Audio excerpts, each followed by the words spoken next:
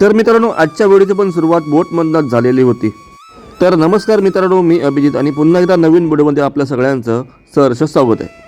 तर आज आपण चाललोय नेहमीप्रमाणे आपल्या बोटीमध्ये, कारण आज दसरा आहे आणि दसऱ्यानिमित्त बोटीची पूजा करावी लागते. त्यामुळे सगळ्यात पहिल्यांदा गेलो, बोटीला हार वगैरे घातला, बोट एकदम सुंदर दिसत होती. तिथून निघालो, त्यानंतर घरी आलो. घरी येऊन शस्त्रांची पूजा करून घेतली. त्यानंतर झाला जेवणाचा टाईम आणि जेवणामध्ये आम्हाला पुरणपोळी आणि श्रीखंड असा बेत केला होता. दोघांचं कॉम्बिनेशन एकदम सुंदर झालं होतं.